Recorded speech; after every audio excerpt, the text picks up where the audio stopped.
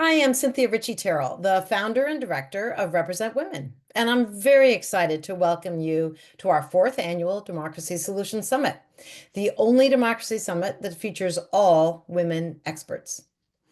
Represent Women is a nonprofit, nonpartisan organization that's dedicated to advancing system strategies that remove the barriers to building women's political power.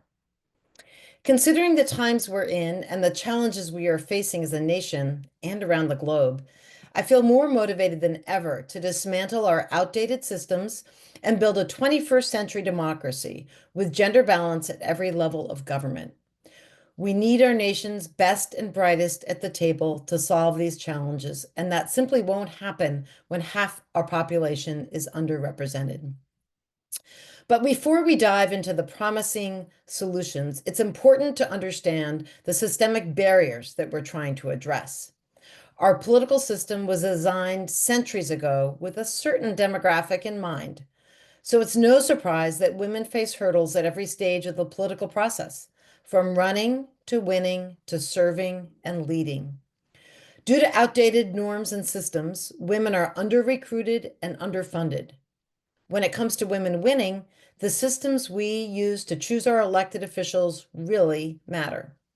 Our antiquated winner-takes-all voting system is full of barriers for non-status quo candidates, and it's actually among the least used voting system among OECD nations.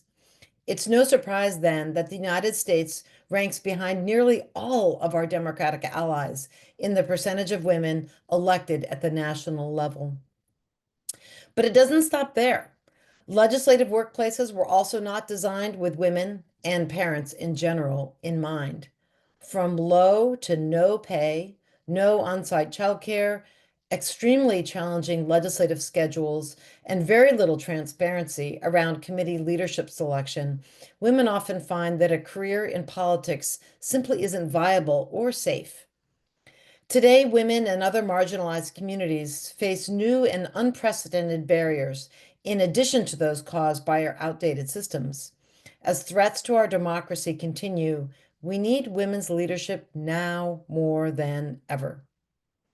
Represent Women's Democracy Solutions Summit provides a platform to address these challenges head on and explore innovative solutions that can help ensure that democracy truly works for everyone.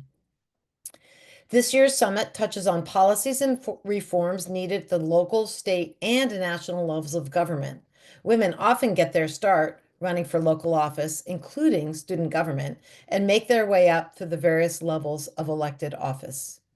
I'm so thankful to all of the innovative, busy, amazing women leaders who've generously loaned their time to be with the almost 400, actually, I think we're over 400 registrants for today's session. And a huge thank you to the entire Represent Women team for making the 2025 summit possible, and especially to Alyssa Bombardier-Shaw, who coordinated this year's Solution Summit. Let's give Alyssa a big round of applause. Thank you, Alyssa. I'm now pleased to introduce my dear friend and teammate in this effort, Erin Vilardi, founder and CEO of Vote Run Lead, the nonprofit on a mission to create a truly reflective democracy with women and gender expansive people holding at least 51% of U.S. legislative seats. Vote Run Lead has reached more than 55,000 women across America as part of its mission to increase women's representation in government, specifically in targeted state legislatures. With over 2 decades of experience in women's leadership, social change, and cross-sector impact, Erin has a proven record of creating positive results for women. And I'm so lucky that we are in this together. Welcome, Erin. So grateful to have you with us. Thanks, Cynthia. It's so fantastic to be here for year 4 of the Democracy Solutions Summit. And I'm so honored that you asked me to open this year. And I was a little challenged with having to open this year. Thank you to everyone who is here. Cynthia said there are over 400 registrants. I know a couple of you are watching together. It is really powerful to know that on the other end of this Zoom are 400 men, women, and gender expansive people who deeply care about our democracy. And Cynthia's right. At a time when things feel really shaky right now, things feel very fragile right now. I want to offer you three things as you go into 3 days of remarkable women who are coming up with solutions, some that have worked and need to be scaled, some that are figuring out and testing and experimenting, and some that we may need to retry and rejigger in this environment. And the first is that I want to make sure we all remember that democracy is an evolution, not a destination. And this democracy is evolving right now. And I think it is evolving, especially at the federal level, in a direction that we do not want it to go. So we have to be thinking about, how do we tell different stories? Like, what are our kids going to say about this generation, about this time period of the work we did to build and strengthen our democracy? What parts of our democracy are rotten? And we do not need to keep them as we move forward into a new era.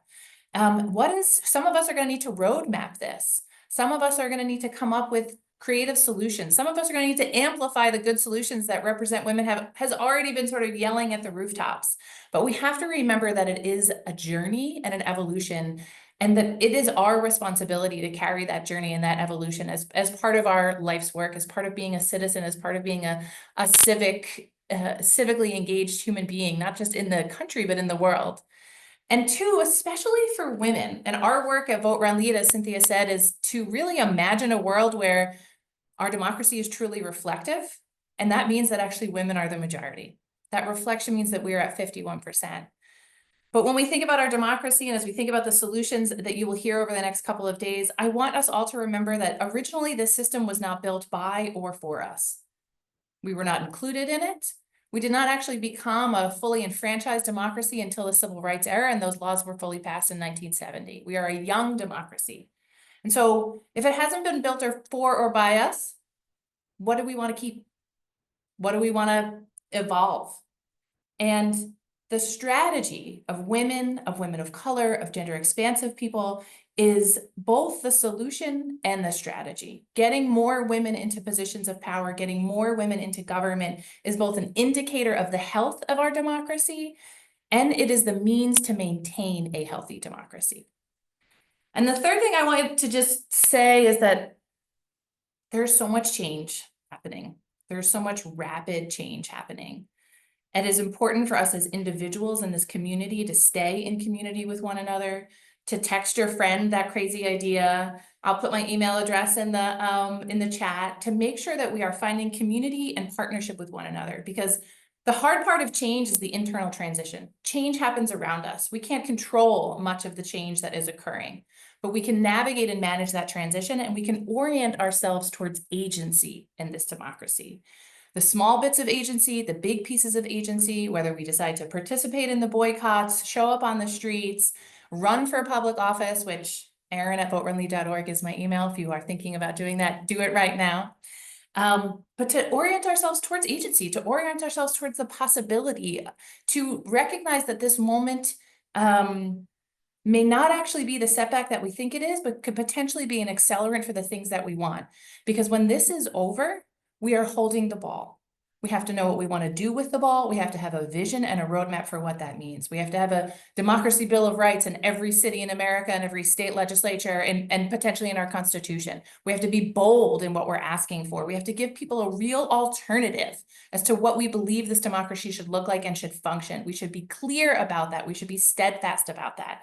Because I do believe that the American people will not stand for much more of this.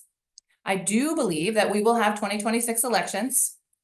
I do believe that we have an opportunity to set ourselves on the course that we truly want and to build the democracy that we deserve. And so many of the women that you will hear from over the next couple of days will provide you with that spark and those ideas.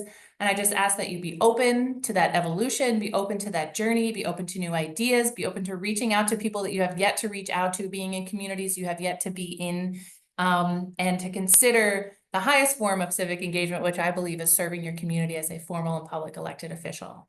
And so if you want to run for the state legislature, I'm your girl. We are working across the country to achieve women's majorities and making sure that the women and gender expansive people that we get into these majorities are pro-democracy, that they understand how to pull the levers of our democracy to make sure that we have built the thing that we all want. An equitable democracy, a human-centered democracy, and one that works for all of us. So thank you, Cynthia, and the amazing team at Represent Women. Vote Run Lead is constantly in awe of all that you are able to produce. the models that are happening in Mexico. I constantly am calling Cynthia to get explainers to talk about this. You are a wealth of knowledge and a real gift to the community. And thank you all for your hard work. And I look forward to an amazing couple of days with you. Thank you so much, Erin. Also to Cynthia, thank you so much for being with us. Thank you for kicking us off with such a powerful introduction this afternoon. My name is Katie Usalis, and I'm the Programs and Partnerships Director here at Represent Women. And I will be your guide through this first day of the summit today, which is all about local level solutions for building women's political power and strengthening our democracy. So today we'll have 3 sessions. We are going to hear directly from local women leaders themselves about why local office is so important and so powerful, even though it doesn't get the attention it deserves. We will also hear how ranked choice voting helps level the playing field for women candidates. And then we will round out the day with a conversation with women advocates and organizers who are working closely on the ground with their communities to build the movement from the ground up. Just so you all know, this event is being recorded. We will share all the recordings with you afterwards. We'll have them on our YouTube. We'll post them online. So if you can't be here, if you want to share it with someone that you know who would also care about this, that will be available for you. We also have closed captions and transcripts are available and queued on. So if you need those, just look down in your Zoom dashboard and you can see how to turn those on. And with that, we'll move right into our first conversation. So to start us off today, we get to be a fly on the wall in a fireside chat with 3 history-making women. We have with us today Liana Kassar, who is the Interim Executive Director of Family at Work. She's also a town councilor in Barrington, Rhode Island. I'm sure many of you local level folks know that can't just be one thing. Serving in local level office, you got to have lots of things going on. And she is also the former member of the Rhode Island House of Representatives. So welcome, Liana. We also have with us our very own Victoria Pelletier and Tamaya Denard. Hey, Victoria. So former counselor Pelletier, which is fun because I don't always get to call her that in the day-to-day. Former counselor Pelletier is one of Represent Women's programs and partnerships managers, and she just finished her term serving as city councilor for Portland, Maine, where she was the second Black woman to ever sit on that council in Portland. Welcome, Victoria. Former counselor Denard is also a programs and partnerships manager at Represent Women and is the first openly gay woman elected to any public office in the entire city of Cincinnati, where she served as president pro tem for Cincinnati City Council. Among her proudest legislative achievements is the creation of Cincinnati's salary history ordinance and the Girls in Governance program. So welcome to the 3 of you, and I will now pass the mic to Leanna. All right. Thank you so much, Katie, and thank you, Represent Women, for creating this space. It's so great to spend time and to specifically at this time on this day when we are thinking about the state of our communities, our country, and so many things, to get the chance to talk with Tori and Tamaya. So my name is Liana Kassar. As Katie said, I am a town councilor in Barrington, Rhode Island, where as is the norm for local office, last night we had our town council meeting that went till 11:30 at night. So one of the wonderful things I want to mention about running for local office is that you get to spend some of your evening hours with some of your closest neighbors and folks in your community. But I wear 2 hats. As she said, I'm currently interim executive director for Family Values at Work, but I also run a program called Oasis, which is a leadership development program for women and gender expansive folks in state legislatures, so that they can stay longer, build power, and do what we hope that they will be able to do. So I get the pleasure of being in this conversation with these 2 amazing folks, and I want us to start by talking a little bit about what's a story of just kind of take us into serving in local office. If there's some scene, when I said that, is there some scene that popped into your head? going into the building, leaving the building, talking with constituents. Would love to hear a little bit from you. So Tori, would you like to go first? Yeah, sure. Thank you so much. Also, when you said 11:30 last night, I was like, those are the times that I remember is 11. I think our latest one went until 1:30 in the morning. So shout out to local politics because that's how it goes. But yeah, super glad to be here and to chat with both of you. Yeah, so many memories popped into my head, but I think the biggest thing is just the fact that local office is just so where the magic happens. And that's, in the policies have such a deep impact on your life, and all of the policies, especially again, the ones that are really going to impact your day to day are the ones that are going to happen locally. Because national politics, while they have a bigger stage and they get more attention, the local office is really where the community begins and ends. So I always think about that, of just the level of community that really exists when you are trying to lead your city through some really trying and really, difficult times. And we are the first line of defense for citywide issues. And so I always used to say this, we're your neighbors. So you're going to see us going for a walk. You're going to see me at the grocery store. You're going to see me just kind of running my errands. And I think at least in where I live in Portland, Maine, many of us were first-time office holders as well, because at the end of the day, it feels like we're volunteers, we're glorified volunteers. We want to just make our city better.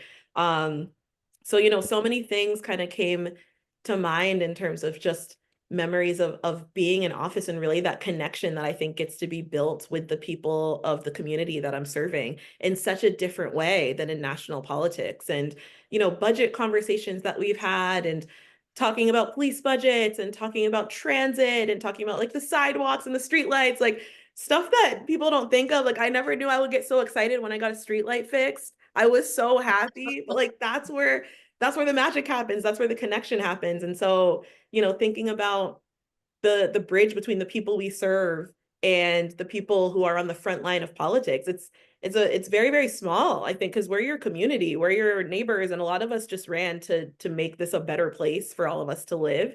So yeah, whenever I think about politics, I'm such an advocate for getting involved locally, because we're often very forgotten about, but we have some of the biggest roles because we are really in charge of making your immediate community and your immediate future as positive and healthy and supportive and inclusive and equitable as possible. So huge roles, and just, shout out to both of you for knowing exactly what I'm talking about when I say local politics get left behind, but we are so important, and I'm really glad that we're having this conversation. Yeah, and I love how your examples sort of made me think of like two important things: people and place. Like what's more important in our lives than the people that we live around and the place where we live, right? We can't do the rest of what we do without some stability in both, right? And local government really, especially local municipal offices, really impact that. Tamaya, a scene that you think of that came to mind? Oh man, for me immediately, and I appreciate that question. I think for me, it was thinking about how people who typically are able to participate in government, how very much because of how the schedule is, it's a privilege. So, the to be able to come down to, and in Cincinnati, council meetings are in the middle of the day. And the reason it's for that, back to Erin's point, is because a long time ago, the people who ran for office were male lawyers who, at 2 p.m. in the afternoon, it was convenient for them. So what I think about is the privilege and the time that it takes for people to come down and be able to address council. And a lot of times people will say, well, there's no one here because people don't care. But it really wasn't that at all. It was just the amount of privilege that it begs to participate in government, speak to your government, the amount of privilege that it begs to run for office. And so because of that, you were having people make decisions on things that really didn't impact them. So you had people making decisions on public transportation and actually never been on a bus. And people are making decisions about housing when they never had insecurity as it relates to their housing. So for me, it was about that's what really came to mind. And so not having the government that was reflective of the people and the policies that came from that certainly reflected that. Yeah. Yeah, I love what you said about sort of who's making the decisions, because I really come into this as who do you want making the decisions? Because they are making the decisions about your street, about your water, about, about who gets what services in the community, I like to say that right now, I'm sure all of you, probably everyone on this call is getting a lot of questions of like, what do I do right now? What can I do? Right? We're all answering that question on a daily basis. And I keep coming back to start in your community, start where you live. Start where you live is the same advice as put your oxygen mask on before helping others, right? Like it's the political version of that. Start where you live. Start with an issue that, like, I'm annoyed that someone runs that stop sign every time, right? That makes it dangerous for the kids in our community. Okay, so maybe I advocate for a street light or something, right? So I'm curious a little bit about how did you step into being in local politics? Were you invited in, or did you decide like, no, I see that spot and that's where I'm supposed to be? I often say that I'm an accidental elected official. At the time was just right and the situation was just right. So curious, Tamaya, how did you get started, and how did how did that approach happen? Thank you for the question. I was a really nerdy kid who always liked the news. I didn't really realize that that translated into politics, but I remember seeing like Barbara Jordan on TV and looking at someone who looked like me, sounded like me, had hair like me, and I identified with her immediately. But also what happened, I remember I worked as a legislative aide before I actually ran for office. And I remember being in a meeting one time where someone, it was a developer, and they wanted to, move a bus stop right across the street from a grocery store. And it was just very matter of fact. And he was like, hey, we should just move this bus stop 3 blocks down.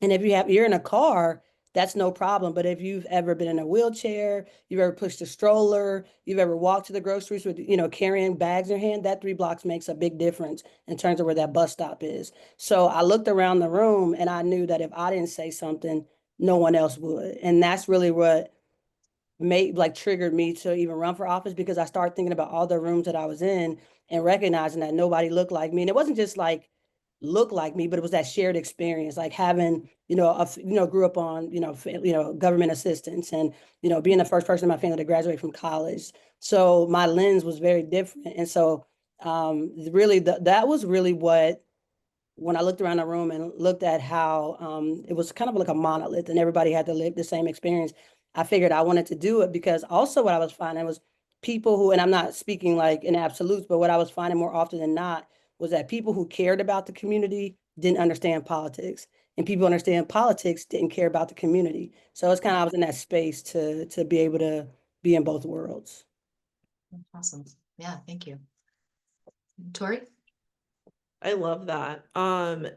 Yeah, no, I was an accidental elected official. I didn't want any part of this world at all. I was happy in my lane. I was just a little activist and doing grassroots organizing, and that's where I was gonna stay. And then I don't know, I don't know how it happened, but I ran for office and got elected, and the rest is history. But I think what I did notice in like a lot of my activist world and grassroots organizing was the fact that a lot of the issues that we were trying to resolve were issues that I was living in real time that so many others weren't.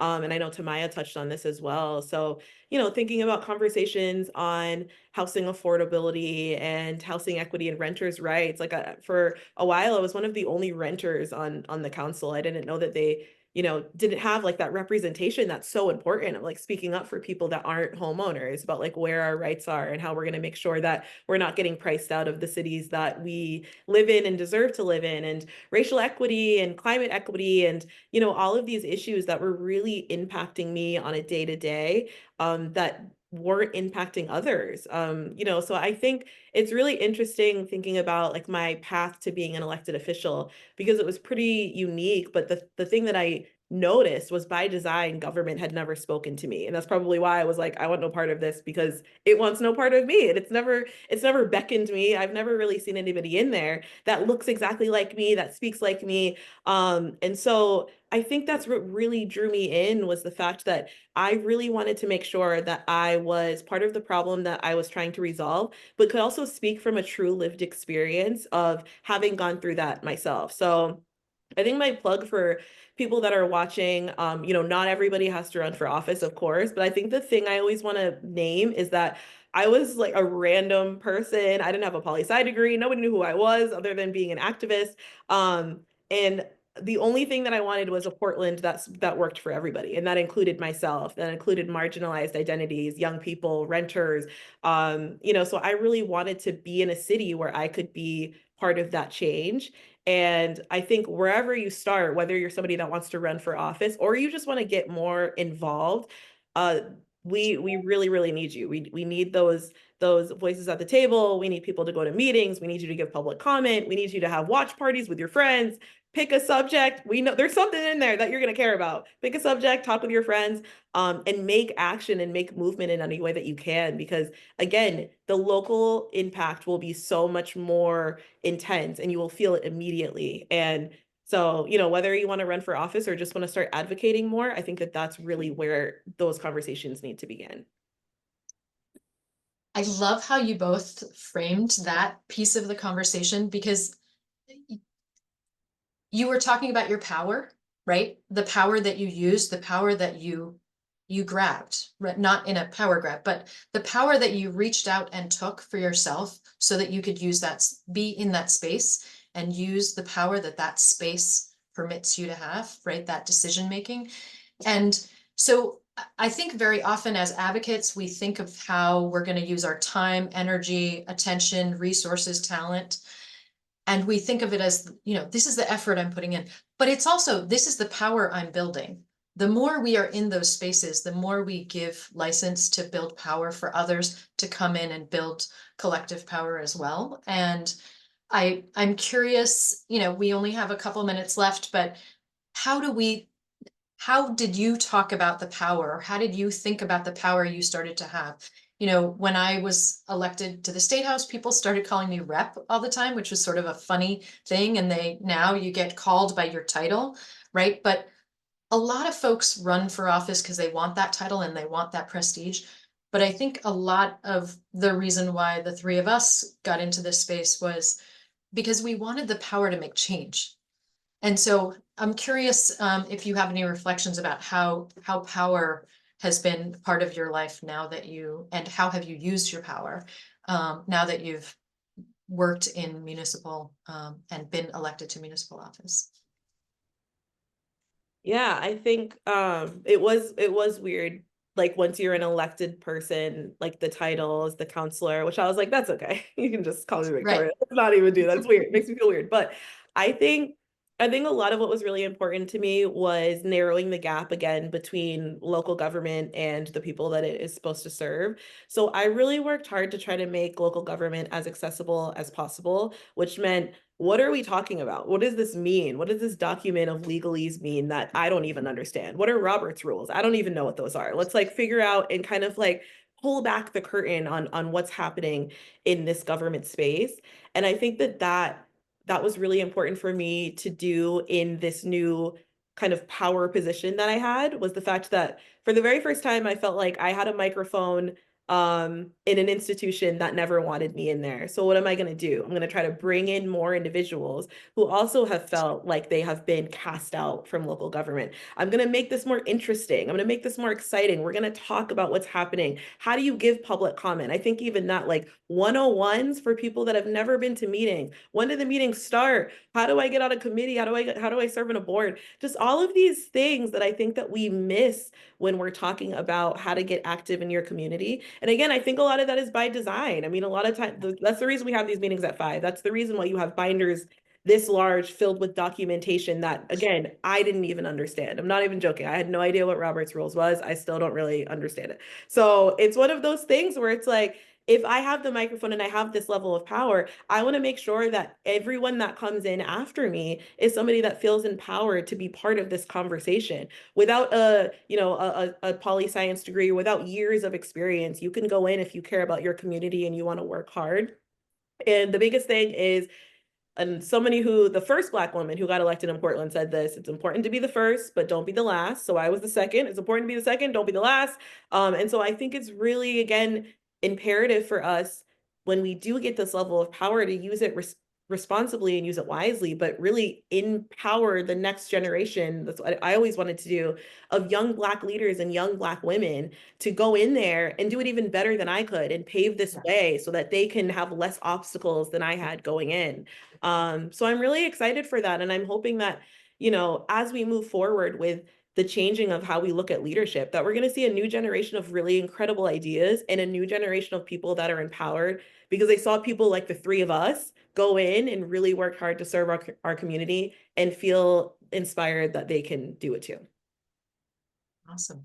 I, Awesome. I appreciate that so much, Victoria, because I'm so inspired. The decentralizing power was what was really important to me. So everything from how I show up in meetings, I never really wore a suit. I would wear a suit to in the council chambers. But if you came to see me on a Wednesday at 10 o'clock, I'm gonna have on holy jeans and a sweater, what I have on right now.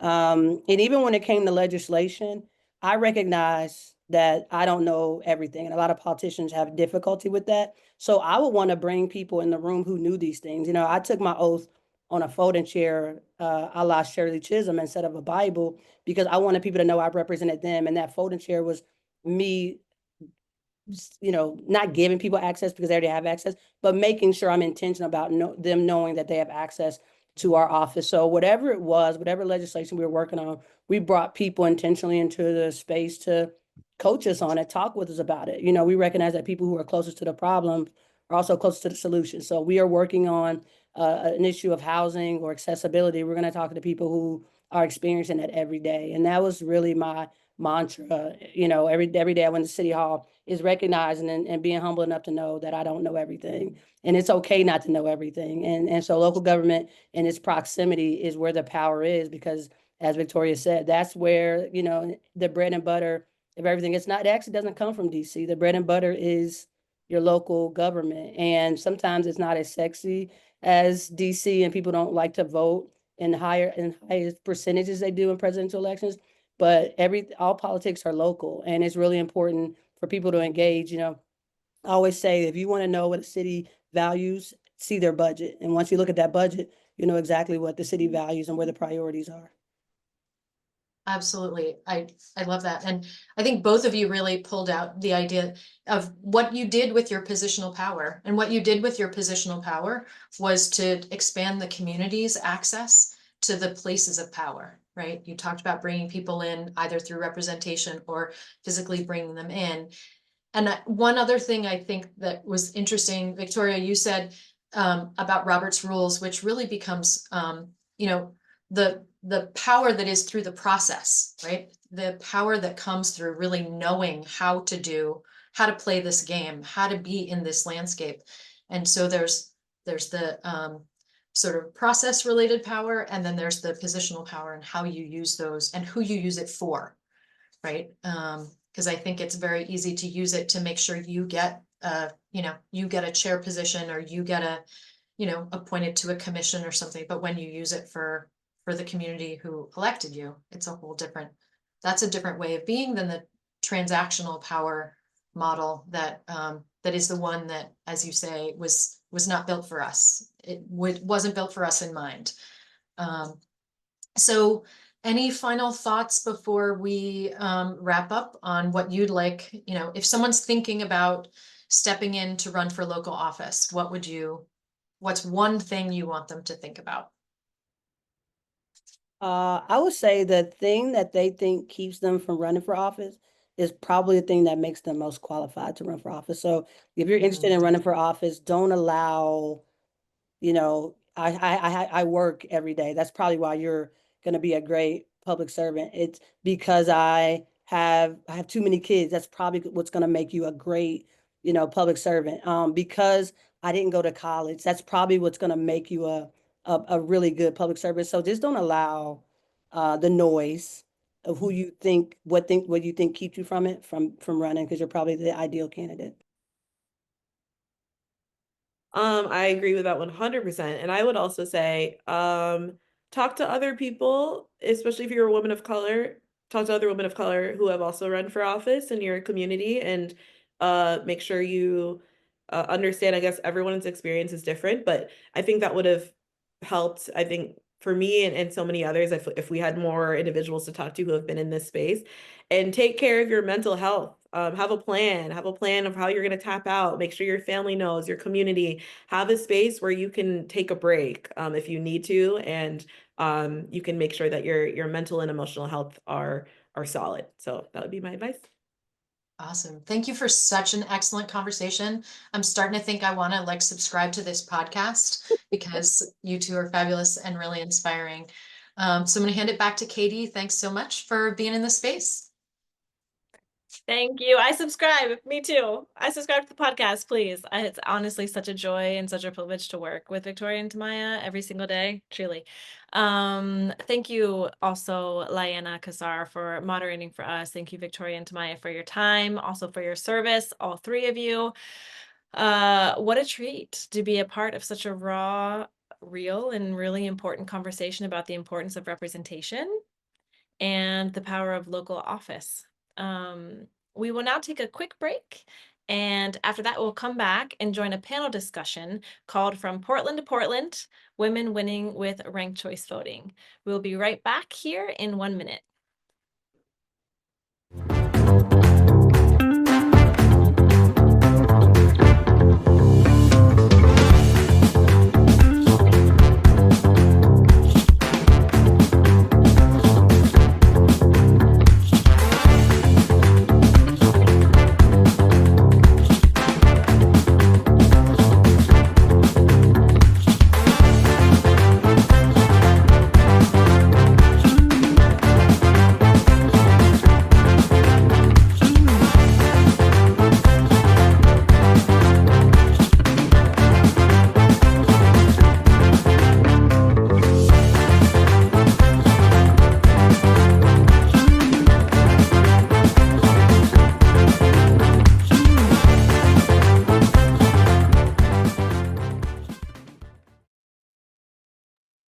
Welcome back, everyone. We are back rolling into session 2 from Portland to Portland, Women Winning with Ranked Choice Voting.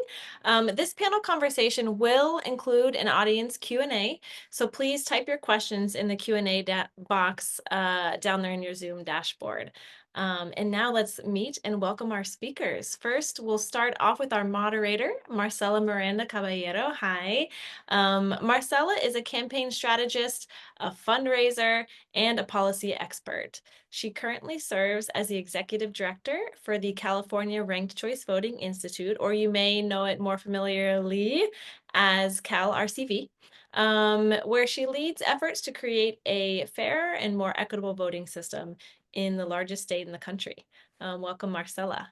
We're also joined by Amelia Powers Gardner, who is a Utah County Commissioner who has over 15 years of experience in the private sector, working in engineering, manufacturing, and business development. She is also a community leader, a mentor for career women, a technology advocate, government innovation leader, and prior to being elected as County Commissioner, Amelia served as the Utah County Clerk, where she championed innovation and efficiency in government. Welcome, Amelia. So glad to have you with us. Thank you. Next up, we have Johanna. Johanna Bencoma. Johanna migrated to the United States with her family when she was 8 years old, and today, she currently serves as Mayor Pro Tem on the Las Cruces City Council in New Mexico. Mayor Pro Tem Bencomo has focused on policy priorities aimed at addressing systemic inequalities, and she also works, like a lot of us serving in local office, working another full-time job, I imagine, with Electing Women Alliance New Mexico, where she gets to support other women running for public office. Welcome, Joanna. Also joining us is April Fournier.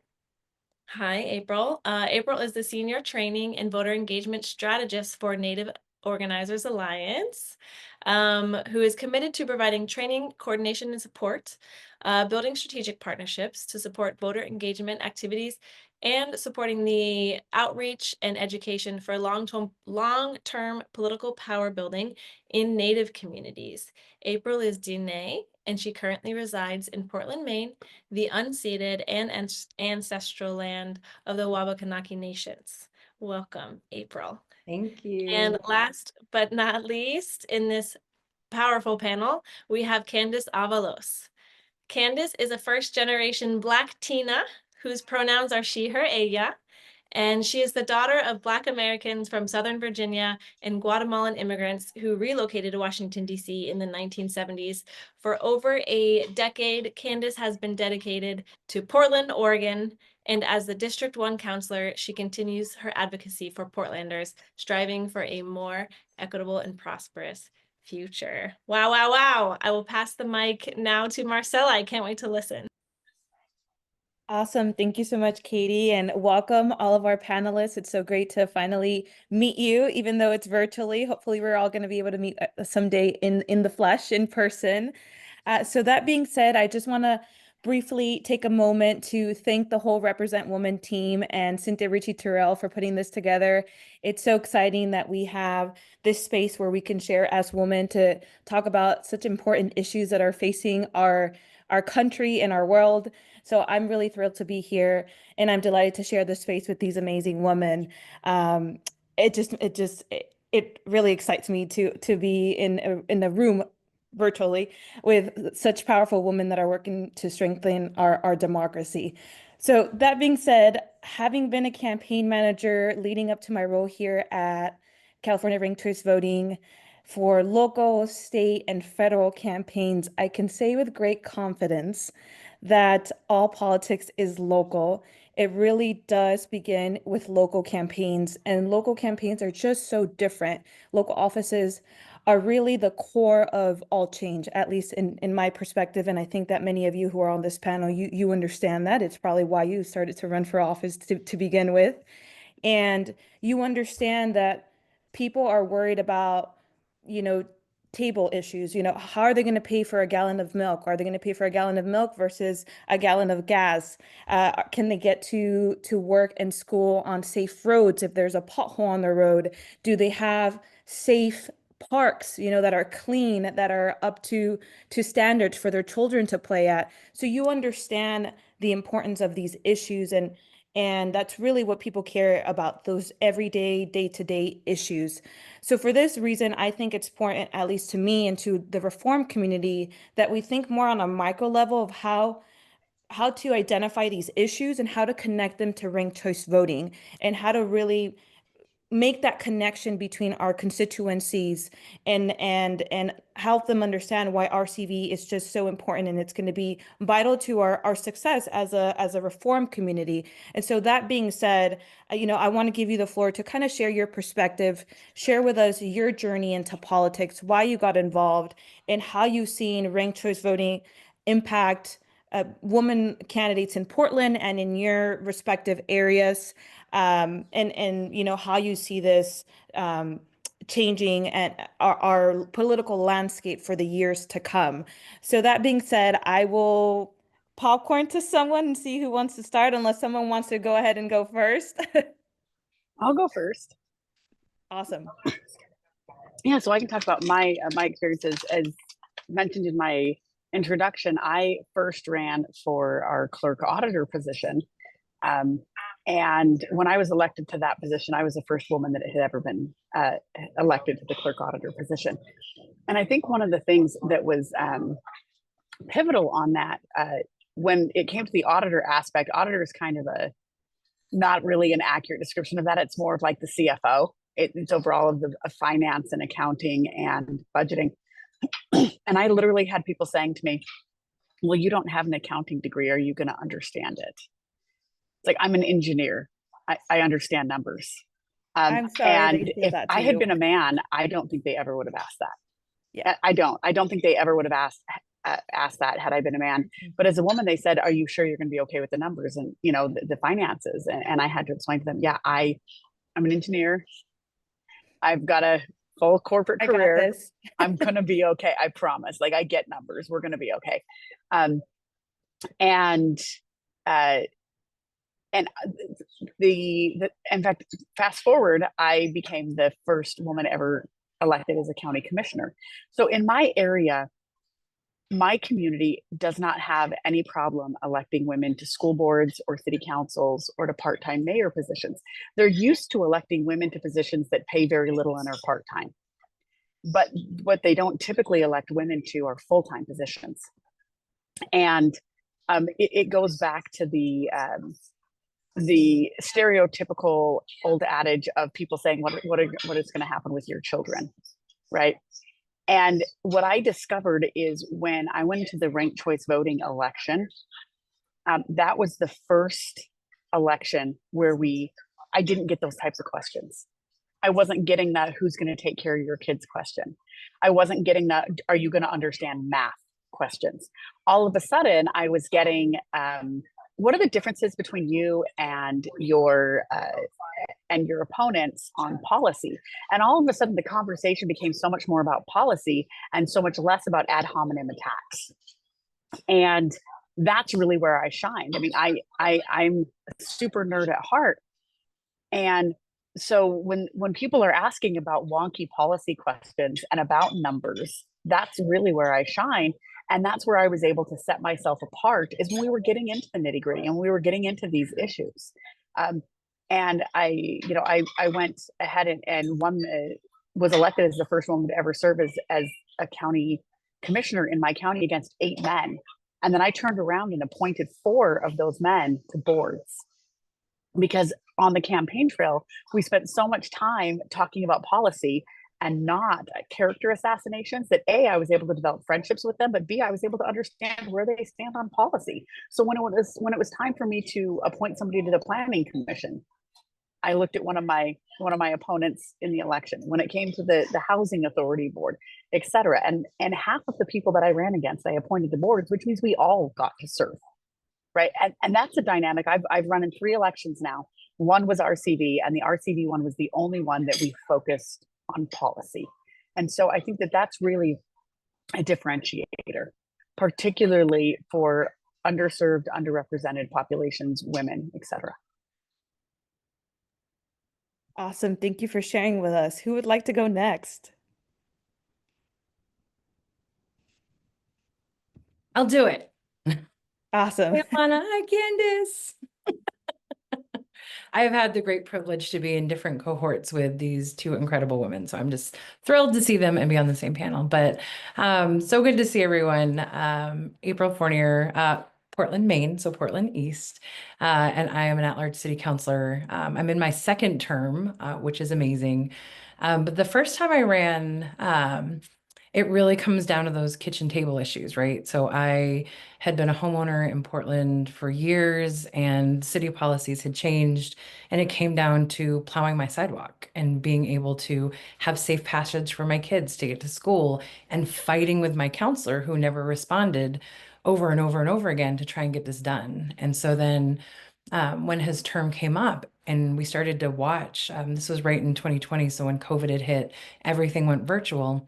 I was watching these council meetings for the first time because I was at home, which normally I was in transit from work and picking up kids. So I could never really participate, by design, probably.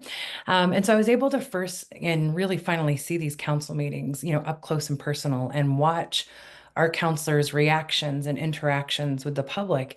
And it was so disheartening and frustrating for so many of the people on the council to watch. There were like eye rolls and laughs and just kind of not paying attention as the public were giving comments about things that were terrifying them at the onset of this pandemic that none of us had ever experienced before, and feeling like that they weren't heard, that no one was listening, that they didn't know what to do, that they just felt like they were really scared and stuck with this new thing that we were facing. And so I decided at that point, well, I have never done political education, but, you know, I've been a homeowner in Portland for almost, 15 years. I've had 4 kids go through our public schools. I've worked with families all around our city. And so I know what it's like to live here. So what better experience to bring to that space? And so not only running to be able to talk about my kitchen table issues and the things that we've experienced, but I also am able to now bring this unique perspective into council of an Indigenous woman who has lived in this very, very white state her whole life. And so not only talk about those important kitchen table issues, but also talk about and educate our community on so many things that were important to me and my family and my identity and all the people who had come before me. And so had a lot of apprehension initially about like ranked choice voting. Oh no. And there were 4 people in my race, but actually it was incredible. Similar to what Amelia said, it didn't become about the identity as much as it became back to issues. We weren't necessarily fighting with each other. It was more like, this is who I am. This is what I'm bringing to the table. This is what I want to do for our community. And this is the experience I bring. And so out of those 4 people, I was able to get, 47% in that first round. So the second round put me over the top, but it made it accessible. It made it seem like you really don't have to be, this very, very well-known person or someone who is like next in line for this office. You can run because you believe you're the right person for the job. And that was such a powerful statement to me, and why I think this is just such a powerful tool for us to consider municipal, state, federal offices. It's just so, so important. So grateful to be here and lovely to see you all. Thank you for sharing. Mayor Pro Tem Bencomo, would you like to go next? Sure. Thank you, Marcella and everyone else. I'm so happy to be here talking about, honestly, like one of my favorite things, which is local politics and ranked choice voting. Again, my name is Joanna Bencomo. I'm a city councilor and mayor pro tem here in the beautiful border community of Las Cruces, New Mexico. I am also in my second term, and I've only ran on an RCV while we've had RCV in Las Cruces. But honestly, before I decided to run, I was a community organizer. I was organizing around immigrant rights work and border rights work and workers' rights work. And because that's me, I'm an immigrant, and that's just been, for me, it's not political, it's personal, right? Like so many things. And I did that for almost 10 years, and I was encouraged to apply for Emerge New Mexico. And in New Mexico, Emerge has a 90% win rate. I mean, if you go through Emerge, you're gonna win. Like, that's how badass we are. And it just left me with this like desire to like advocate and fight for my community at a different level than I was while I was organizing. And then the most, universe thing happened in 2019, sort of like these two things clashed, where in 2019, border communities started receiving a huge influx of asylum seekers. Border Patrol essentially just literally dropped people off at our bus stops, at our homeless shelter, and they said, good luck. And so our community, Las Cruces, rallied.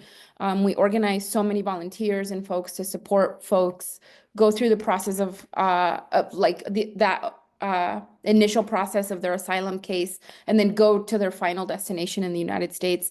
And we had to go to the city council to ask for money to support the churches and the nonprofits that were doing all of the work. And they, while they did the right thing, it was just this interesting sort of like, my two worlds sort of clashed. And I really felt like, what is the opportunity for someone like me, an immigrant, to be in a municipal elected official, right? Like, I think national politics and national offices always kind of like suck the air out of the room, and without realizing that, oh my gosh, like local government is just so powerful and to make sure that we create more access to it to all of our communities is so important. And so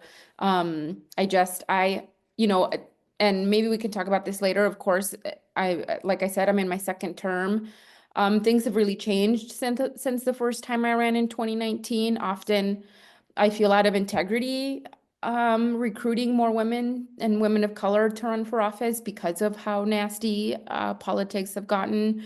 But I'm still here, right? Like I still I will go down kicking and fighting. And I just think it's so vitally important for us to be in places where we're representing our community in powerful ways.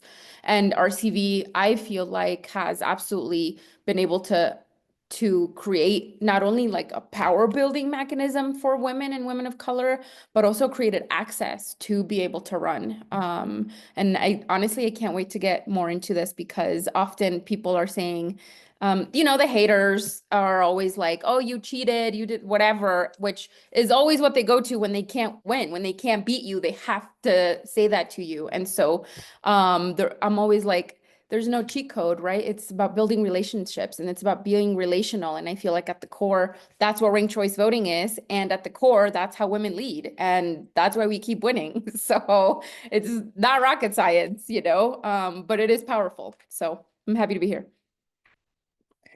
Thank you so much for sharing with us. And I just want to say, who run the world? Women. And, just real quickly, the reason why I even got involved into politics was because I come from a mixed status household and I myself have DACA. And so this is very personal to me. Having ran campaigns for both sides of the aisle, I can tell you for a fact that it's not the apples that are rotten, it's the barrel. It's a system that we have to work with that really just chews people up and spits them back out and like they get caught up in the system. And so thank you for your service. Thank you for working with the community, especially the immigrant rights community. I know it's not an easy job. So thank you so much, Mayor Bencomo. Councilwoman Avalos, do you want to go next? Yes, hello everybody, and hi April, Portland love. Good to meet you all. So yes, I'm Candace Avalos, she, her, out in Portland, Oregon. As far as like journey into politics, it's a long journey, right? It's an uneven journey, but I think that's actually part of the beauty of particularly women that enter politics. For me, it was really rooted, honestly, before I was even born. A year before I was born, my mom had turned 18 and became a US citizen, and along with her parents, my grandparents, and voting was like not optional in the Avalos home. That for us, democracy was why we brought our family from Guatemala to America. And so that was just deeply ingrained in me. And I didn't realize until much later how much that was showing up in just who I was. I started my politics journey, I guess you could say 10th grade student government, maybe. But I think fast forward to recently, let me just give you a little bit of context. So here in Portland, I actually ran for city council in 2020. And at the time, a couple years prior to that, I also did Emerge Oregon in 2019, got connected with women and wasn't really sure if I wanted to run for office, but was always a community organizer, always somebody that was trying to make change in my community, however, right, I could. And I got involved in the city through sitting on a police accountability board. As you can imagine, 2020, being the chair of a police accountability board, chaos. But what is important to know is that in 2020, when I ran, we did not have ranked choice voting. Also in Portland, we didn't have districts, and we had this janky form of government. We were the last large city to have it. And so I actually ran, part of why I ran was because our form of government was so outdated, so inaccessible to the people of Portland. And I ran on a platform of making that change. Every 10 years per our charter/constitution, we have to form a group of people to assess our charter and make changes essentially. And so I ran for city council citywide. So it's, first past the post voting, I have a pool of 650,000 people that I'm trying to, get their vote. And then COVID on top of that. So it was just disaster all around. But I knew that the system of how we were voting and picking our leaders was flawed, right? And so I actually joined the Charter Commission. I got selected to be on that 20-person board, and we busted our asses for 2 years, talking to voters, talking to experts, literally going across the globe to look at how democracy works and what are ideas to make it work better in Portland. And we made huge transformational changes that had to be voted by the voters, right, or approved by the voters. And so in November of 2022, we approved a new form of government, which is wonky, and I won't get into it, it's a whole other thing. But we approved adding districts. We also have multi-member districts. So technically our type of voting is single transferable vote. It's a type of ranked choice voting. And it's just, the math side is just because we elect 3 people per district. So we went from having 4 city councilors to having 12 city councilors, having no districts to having 4 districts. And in each district, 3 people are represented. We do a ranked choice, to the public, right? Ranked choice is the easiest way to communicate it. You need to get into the weeds, right? Because of the way the public, the voter is experiencing it is the same. They're looking at their candidates, they're choosing their top 6 in our case. But the added benefit is that they get 3 people to represent them. And it was a huge success, honestly. The 12 of us that got elected are so vastly representative of the people. It felt like everybody got their person, right? Even if maybe not all 3 of the people that you would have wished represented your district, most people got at least one. And that was huge for people feeling a part of, our democracy, a part of having a voice in Portland. So just being able to experience the pre-version, having no districts, having no ranked choice to this new form. And I know we'll get into it a little bit more about like how I saw that shifting the way that we do our politics. I think the biggest takeaway was what I'm hearing some of my colleagues here share is just like the incentive to focus on the issues, right? It wasn't about mudslinging. It wasn't about your personality. It was about what can you bring your district, the people of your district, and, engaging in these dialogues that gave people options. And we got some recent polling back that showed that, because of course the detractors, the people who don't like ranked choice voting because they don't want, people of color and women to be in leadership, that's why they don't like it. Of course, they tried to cite, oh, it's people don't understand it and they're, you're suppressing their votes.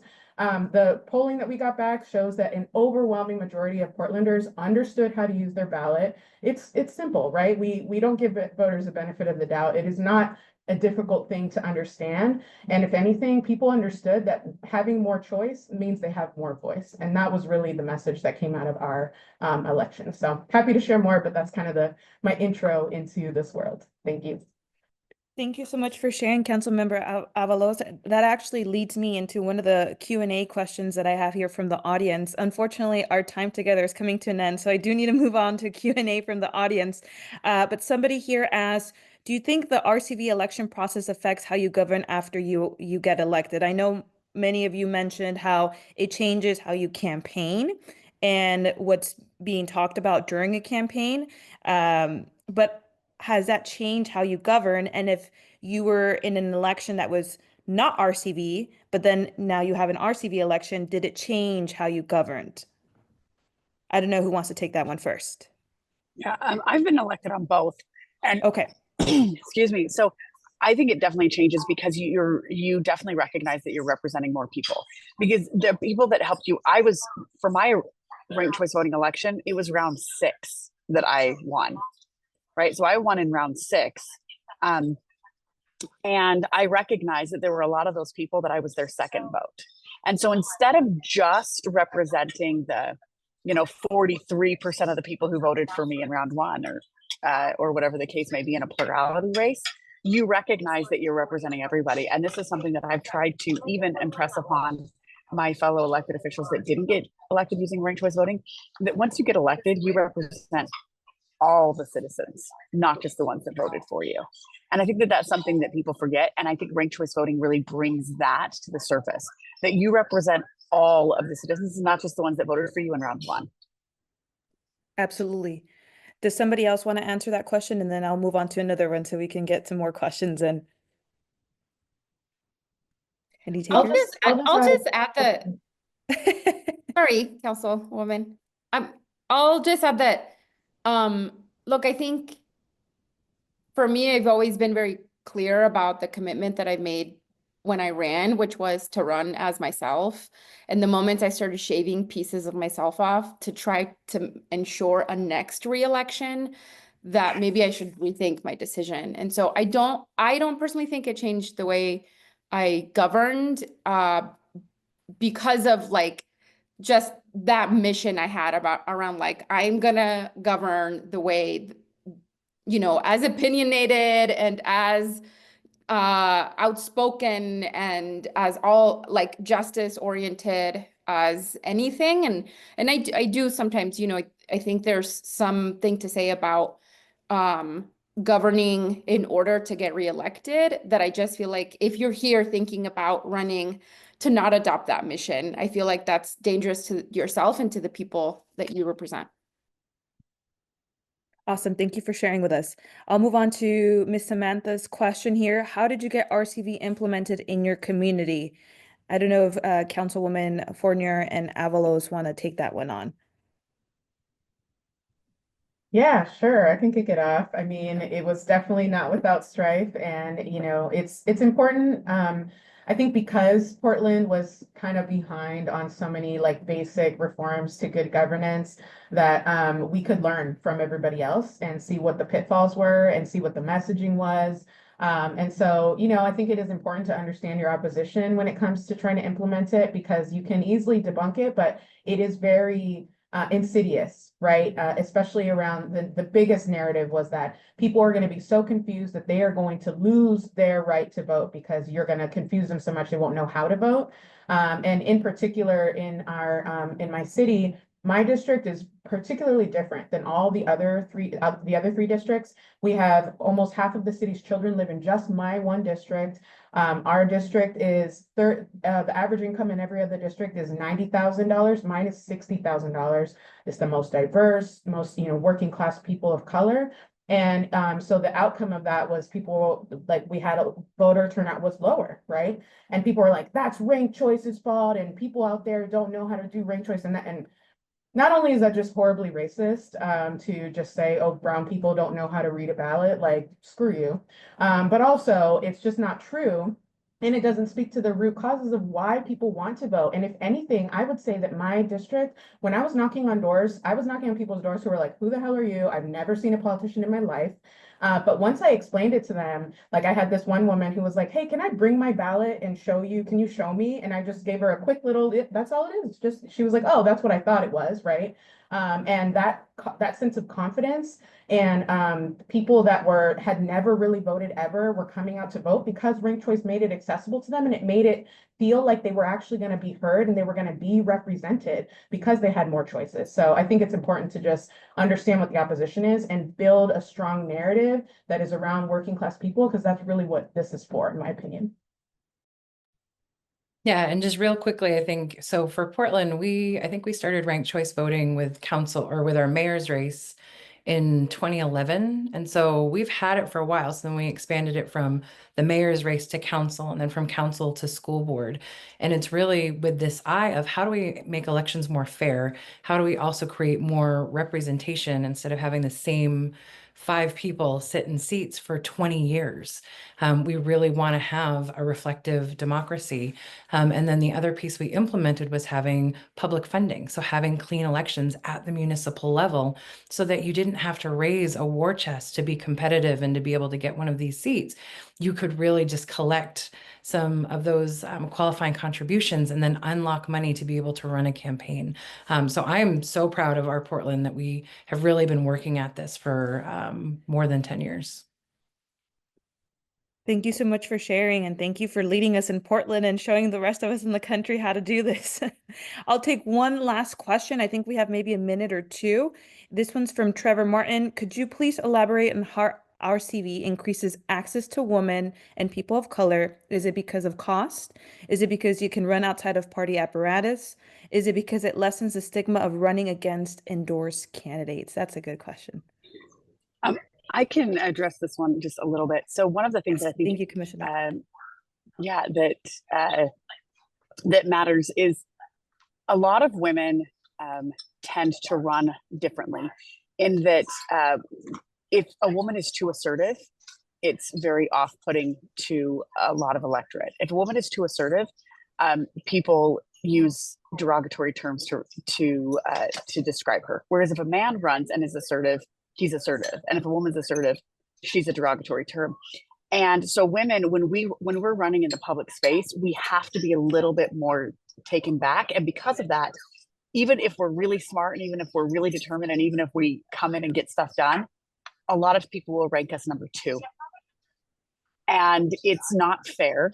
And by the way, Candace, I wanted to just like unmute and be like, preach, hallelujah. I think it's so derogatory to tell people that they're not smart enough to understand it. Like that argument chaps me in so many different ways. So I appreciate you calling that out. But it's that same type of thing. Whereas we as women, we have this line we have to walk, where I get told because I'm an engineer and because I know numbers and because I'm very wonky, like policy wise, I get told I intimidate men.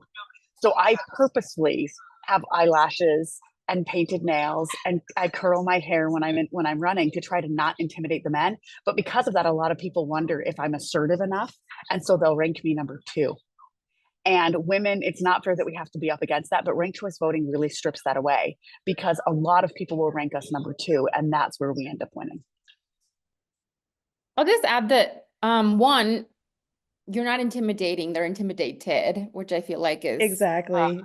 important thing there. Trevor, I mean, I think that's a great question, and you kind of answer, it's like all of the above, honestly. And then I would also add that I don't know if you've noticed, but like the whole conversation of electability, I feel like I only hear it when it comes to women. Like, oh, but is she electable? Like, can she win? Like, yeah, if you vote for her, she can, right? And I feel like ranked choice voting like allows people to just like be able to like vote their values, which is, as organizers, we always talked about that, right? Go to the ballot box and vote your values. And ranked choice voting is inherently about values. And I feel like women, especially women of color, lead with we lead and govern with values. So again, there's like all of this alignment. And then I think additionally, like I said earlier, it's about building relationships. And I think just inherently, like we are a relational people. And I think it just creates, like I said earlier, access to be able to run because of all those things you mentioned. And additionally, just around like the relationality and leading with values that I think just comes powerfully and naturally to so many of us. Would anyone else like to add something? Yeah, I think the way this is creating more opportunity is, there has always existed in this settler colonial structure of power, this idea of I'm next, just because I've been here, I'm next. And so we know that there has been a white majority for a very long time, specifically male, who have held those positions. And so the person coming next is very likely also to be that same person. So if you're going to break this power structure, if you're going to break in, you have to be able to take on the system. And so if you're seen as a spoiler to someone who's going to be stepping in, or someone who's not qualified or doesn't have the experience to do that, how dare you run against that person who's seen to be next? And so I think what ranked choice voting does is it creates a system that says, you know what? You get to have a choice of the person that reflects your values, similar to what Councillor Avalos said, is that, you can vote for your person, and, the person that matches your values, the person that's going to show up for you. And it's not going to be a spoiler. You get this beautiful template of people who are going to really be able to show up for the community, whichever community, you're coming from, that really start to think about how are they going to serve you best. And so I think it creates just such a more equitable opportunity to break these power structures that have held all of us back for so very long. And so I think the more we can implement that at the municipal level, where you really want people to start to get experience right in their own community. You're never going to get experienced as someone in politics if you don't have the opportunity to actually step in and do it. And this creates that pathway. So I'm thrilled. Implement it everywhere. Thank you so much, ladies, for sharing your insight, your perspective. I'm so happy that you were able to be here today and to share this space with you all. I know we're coming up on time, so I want to just let you all go. And if you guys have any questions, anyone that's on the audience, ladies, feel free to answer through the chat. Thank you again to you all, and represent women. I'll hand it back to Katie. Thank you all so much for your time and for such a rich discussion on the power of systems reform like ranked choice voting to transform the face of and the experience of politics. We know your time is so precious. We know that you all have so much going on. So thank you so much for being here.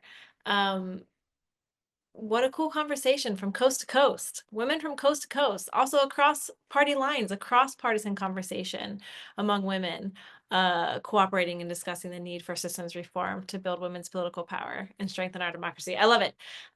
We are going to take our next break, and then after that, move into our final conversation, where we will be joined by Ebony Simpson, Grace Ramsey, and Julie Lucky. And we will see you back here in 1 minute.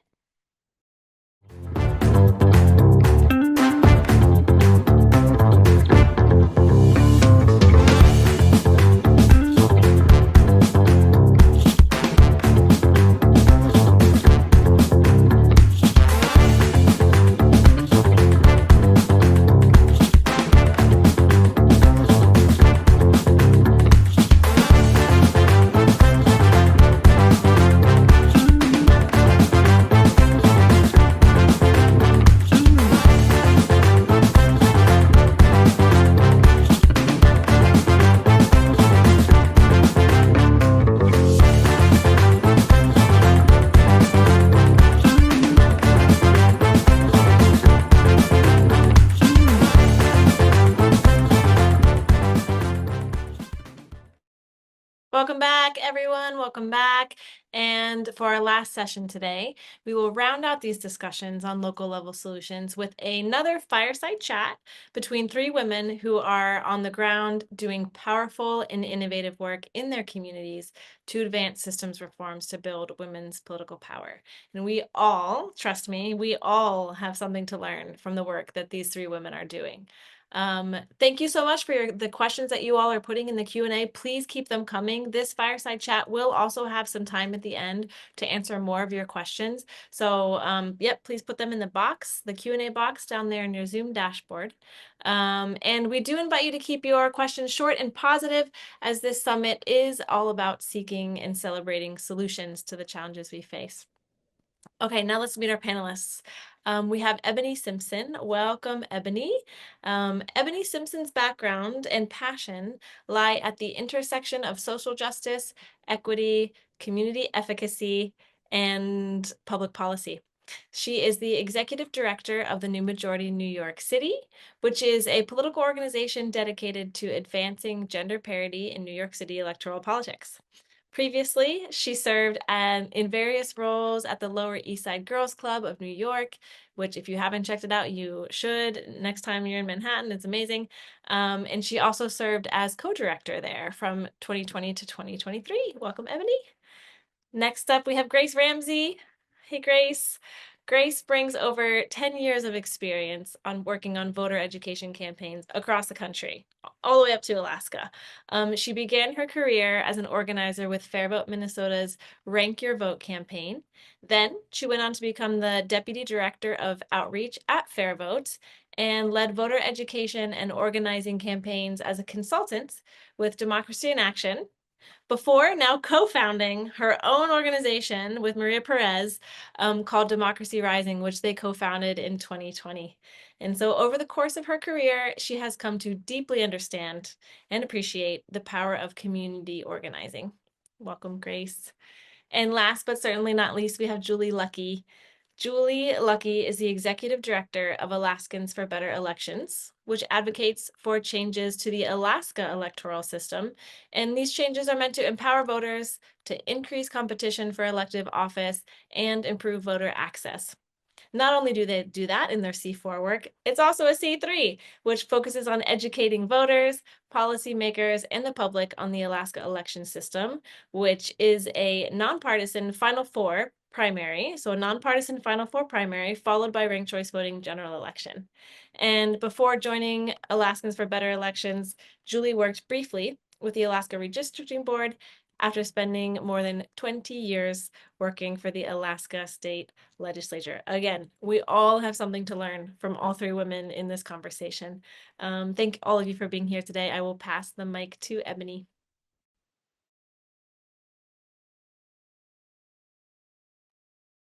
I think that was passed to me. I have the honor of moderating this conversation. Thank you both so much, Grace and Julie, for being here.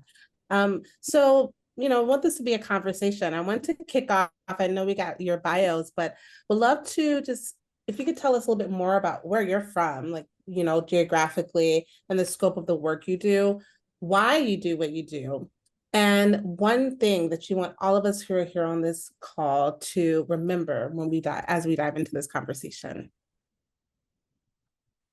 Julie.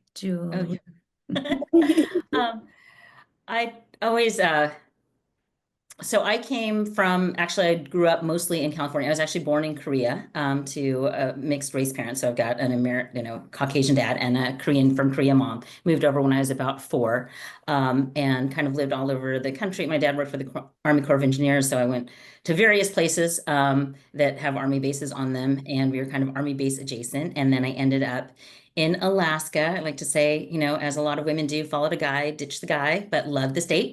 So, working on being here for more years than I care to admit, but started with the Alaska State Legislature. And the funny thing is I dropped every political science class I ever had. So kind of fell into politics, but I love doing the policy work. And what I realized after doing it for 20 something years, I was always nonpartisan.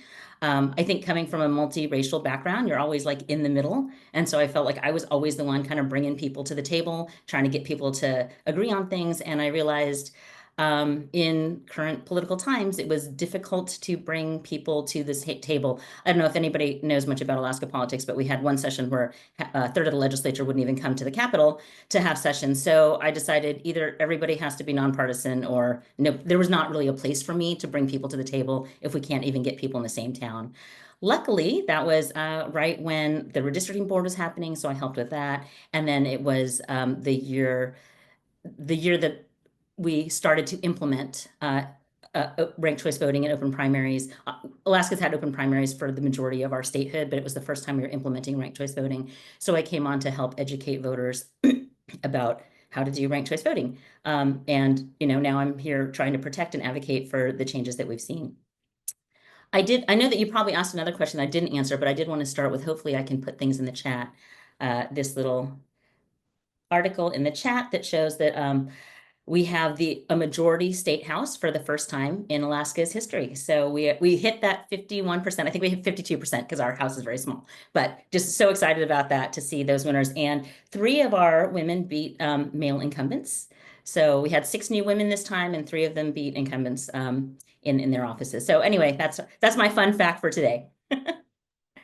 Thank you. That's amazing. That definitely puts me in the right spirit for this conversation. Thank you for sharing that. Grace?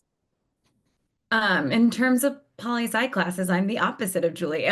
So I was born and raised in Wisconsin and was raised in a household where I had this delusional belief that government could work and could work for people. So my mom ran constituent affairs for a senator for 18 years, and she worked herself to the bone, regardless of what party, regardless of what lived experience, regardless of anything about a constituent. If they called with an issue, it was her job to fix it. And so, that's where I'd spend my sick days from school. So then I went off to college thinking, okay, I'm just going to do that, watched one too many episodes of the West Wing and thought, this is my life. I'm going to go into politics and it's going to be all values, all great. And then 2010 happened and a number of things happened at that time. My mom lost her job because a millionaire spent his own money to say some pretty rough stuff about her boss in a really ugly campaign, which kind of disillusioned me on the campaign side of elections. And we kind of saw the rise of the Tea Party that year, where it proved that mudslinging could be really effective and dark money has a lot of power. And so with most of a political science degree, I then no longer was particularly interested in politics. But in 2013, I was really, really fortunate that a friend connected me with a woman who probably a lot of folks in this space know, who is Jean Massey, who ran Fair Vote Minnesota. She worked the campaign to pass ranked choice voting in Minneapolis in 2006. It had its first implementation in 2009, but then in 2013, there was an open seat for mayor and a ton of competitive council races. And so she had the thought of, I'm going to run voter education like I ran a campaign. This is going to be a citywide effort. We are going to organize. We are going to basically treat it like we need to win, because we did. But winning means voters feeling represented and really seeing themselves represented in the policies that got passed, but also in the process of how those representatives were elected. And that was what radicalized me. I saw outreach to neighborhoods that you wouldn't normally see outreach to from candidates, from, organizations. I saw endorsements not just being this sort of bloodbath after two candidates emerge out of a primary. So there was just so many changes in that election. And organizing around voter education, your enemy is the status quo or people not voting, which feels like a pretty good person to be or thing to be working against rather than, us good, them bad. And so I've been working on educating voters ever since. I was doing advocacy for some time, but I've really found that this is the spot that I like to be until people mess with my friends and put repeals on the ballot. And then I like to jump in on the other side as well. So I think the last part of your question was, what do folks want, or what do we want folks to know today? And it's Julie Lucky is an all-star, and I'm very excited to hear everything else she has to say. Thank you both. Grace, there's a quick question, clarifying question in the chat, in the Q&A, asking if your mom worked for state Senate or U.S. Senate. My mom worked for Russ Feingold, who was a U.S. Senator from Wisconsin. Amazing. Thank you for sharing so much about your background and why you do what you do, how you jumped in, how you weren't interested or were interested and became disinterested, really. And most importantly, thank you both for doing the work you do and remaining leaders in this space. I'd love for you both kind of did already, but maybe if you give us a quick 30 seconds of the history of ranked choice voting in your local context. I can actually start as we're one of the youngest cities to finally implement ranked choice voting. So in New York City, we implemented ranked choice voting. Our charter, which is basically our city constitution, the Charter Revision Commission put it out for a referendum, and the city voted 75% overwhelmingly to implement ranked choice voting. And so our first election was actually in 2021. So, and you all have been doing it for a while. So I'd love to hear a little bit, just a quick rundown of when it was implemented for you. So I like to say in Alaska, we like to do things backwards and start at the statewide level, but I think that's because for most of you, Alaska is like a big city in your states. So we started with a statewide initiative in 2020, and it was open primaries, ranked the Final Four system, right? The ranked choice voting, and then also some transparency issues around money in candidate races, passed not by an overwhelming margin. We barely squeaked by, but it implemented for the 2022 elections. Got it. And we are hoping to see local efforts soon. I've been contacted by a couple of municipalities that are looking to put ranked choice voting in place for their municipalities. So got it. We're the opposite of New York. We have it here in New York City, but not at the state level. Yeah, so interesting. Grace? A win is a win, Julie. Yeah. So again, I first learned about this in Minneapolis. I went to college there and was living there after I'd graduated. But then I saw actually someone who just teed me up with a question, which is Lisa Rice. We now just passed this in Washington, D.C., where I've lived for 11 years now. So hopefully it's following me. I don't want to move again, so we can't rely on that as a strategy. But in Minneapolis, it was passed by the voters. I believe this was a charter initiative there as well. So it was changing the city's constitution.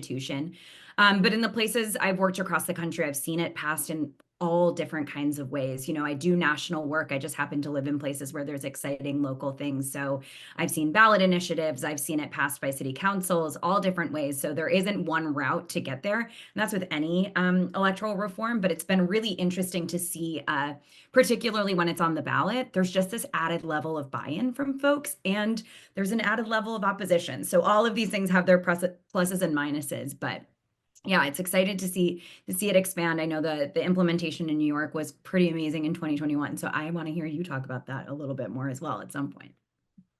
Sure, but I'd love to, I'm moderating, but happy to jump in when it's appropriate and timely. So you both talked a lot about ranked choice, and I think a lot of this conversation is really about strategically how it is effective at local levels and what you're seeing. And so I'd love to hear more about that. If you could tell us more about why ranked choice voting is successful at the local level, and how cities can, who haven't quite gotten there, how they can fuel that local work to ensure they have the reforms they're looking for. And so I would love to just dig into that a little bit, and then segue a bit into how that translates into representation, both its, political representation and other forms of representation, and how ranked choice voting helps facilitate that. So maybe we could just start first with just, you know, how we're seeing it's working at the local level. Sure. I'm happy to jump in there. I mean, I think that the justification for this is seen in the results in the local level. So, you know, a lot of times our existing systems work really well if there's only 2 people. And if there's more than 2 people, often the solution is, well, let's find a way to narrow down the amount of choice that folks have. And ranked choice voting does away with that, right? Everybody can run, they're all on the ballot. And then we have the ability to have this consensus building in communities, or, you know, seeing the amazing work that happened in Portland where, you know, we have a proportional system for voters to elect their local representation. And so what we've seen there is, you know, it takes a minute to adjust, right? We are really used to us versus them politics. A lot of people thrive on it. There's whole industries built on it. But what we've seen is cities really stepping into their own and each kind of doing it with their own flavor. But oftentimes what it is you'll see, you know, people who wouldn't have been able to step forward. That last panel talking about the it's my turn, that's everywhere. It is everywhere. And so really seeing how systems like this that allow for more choice for the voters allow that person who has, even going back to the first session, that person says, oh, I don't know if I'm qualified because of this. It really breaks down that barrier because it lessens that risk of you're not going to be a spoiler. You're not going to do these things. You're able to step forward, run, present your issues, even if you don't win, have those heard. And so that's the real change that we've been seeing is issues-focused campaigns with new voices coming into the process, which for a lot of folks, you know, local elections are where you build that base. It's where you experiment. It's where people enter the political arena for the first time. So allowing for more candidates to run, allowing voters more choice really allows us to have a broader conversation as a community about what we want. Julie, please jump in. Well, and since we don't really have local level races, since we only have it statewide in Alaska, I'll talk a little bit about the House races. In Alaska, we have a very strong third-party independent. We've had a unity governorship where we had a governor and a lieutenant governor from 2 different parties. We've had independents at very high levels, and we've had votes that I actually saw the vote that was decided by a coin toss. So we have close races, we have and we do get spoiler candidates. And I think that it harkens back to what Grace was saying and what we talked about in earlier panels, right? You have this pressure. Well, you better drop out, Julie, because you're going to take votes away from Grace. And then the incumbent's going to win and we hate him, right? So we need to make sure that we've got that, you know, we need a candidate to get behind. And I think that what ranked choice voting does, it allows you to, you know, vote, I would say vote your heart and then vote your conscience, right? It allows you to kind of take that chance. And you might have an underdog candidate that everybody was like, oh, don't waste your vote. Don't throw away your vote, Julie, on that person. And, you know, I like to say that I voted my heart in our US rep race in 2022. And the person that no one, you know, we had heard of, but it was kind of the candidate that wasn't on anybody's radar at the beginning of the race was the one that eventually won, right? And so what we have is, we've had races where there's someone that is going to stay in the race anyway and gets 800 votes every time. And depending on which party he's puts by his name, the other person wins, right? So he ran as a Democrat, the Republican one. He ran as a conservative, and the Democrat one. And so we had this history of where we saw races really the tail wagging the dog. And so when we see ranked choice voting, it works as intended. You get that consolidation effect behind a candidate, and you get that freedom for somebody who may not. I mean, maybe they're not going to be a winner and they want to get their toe in the water. Maybe they just want to bring some attention to their issue, or maybe they are the person that everybody was waiting for, but people couldn't take that risk before because they would be throwing away their vote. And so that's what we see.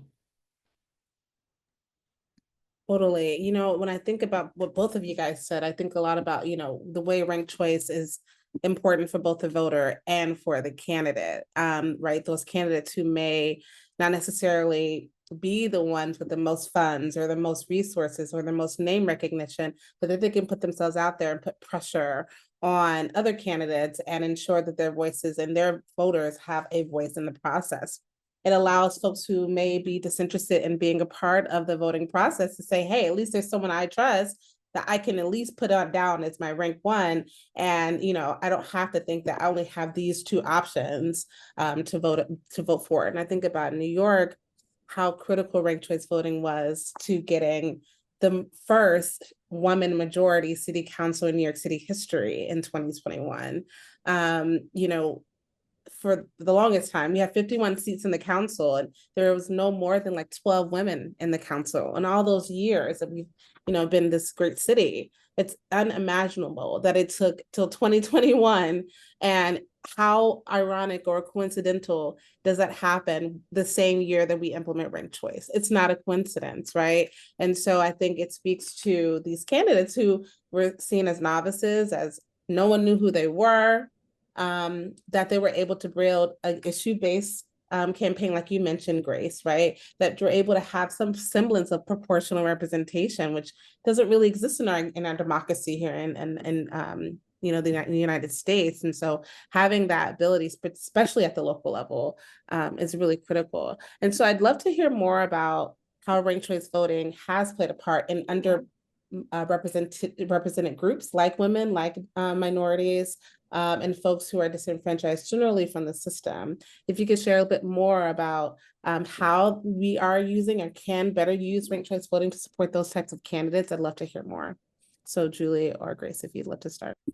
Well, since our system starts with the open primary, I always like to say that the open primary opens doors to underrepresented candidates, right? And I think that one of the reasons that ranked choice voting is so powerful here, in addition to the stuff we've talked about, is that even if you're not going to win, you can bring your issues to the forefront, and you also have the power of your voting block, right? So if you say, hey, you know what, my 8% can swing this election either way, what are you going to do for the people who are behind me? So even if you're not getting that seat, even if you're not, like, you know, taking that district and building that coalition your first time out, it gives you a powerful position to bring your issues to the forefront. And I think that that's, you know, incredibly important for our underrepresented communities.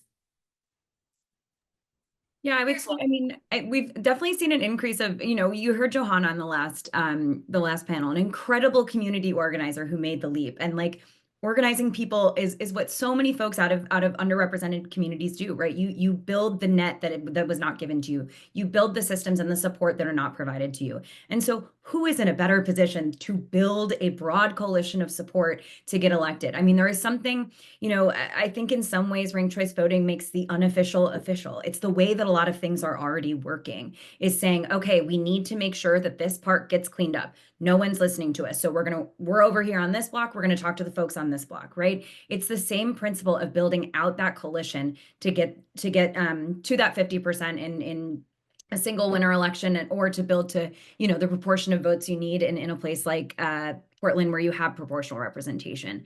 But I think oftentimes, one, the strategy of how you win is often how you organize community anyway.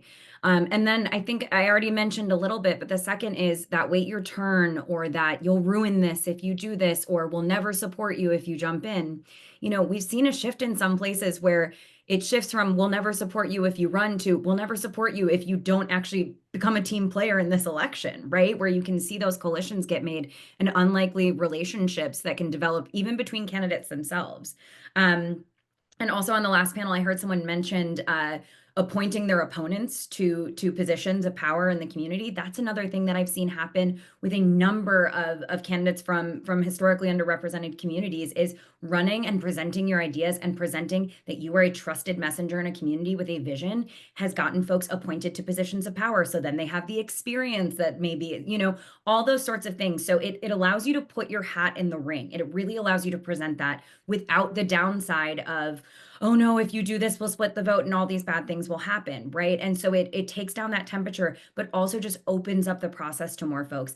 And that includes voters as well. I mean, I think a lot of today is about candidates, and it's good because, oh my God, I love every single one that's been on here. But for voters as well, you know, if you're talking about a part of a city that's a food desert and a mayoral candidate needs to get above 50%, they need to go and talk to those people about why they don't have a grocery store and see what we're going to do about it, right? That is an issue that if it was just about who's going to turn out and who's giving you the most money and all of those things, that conversation doesn't happen. And systems like this, where you have to build to, you know, more than half of the voters supporting you, it forces you to talk to more voters and really at least have an answer. Maybe it's not perfect, but at least have an answer to those issues, and it raises them up. So both for candidates and voters, there is an openness to talking about more and having more earnest and real conversations with each other, which hopefully leads to better relationships between those in power and those who are really trying to fight for their communities. Absolutely.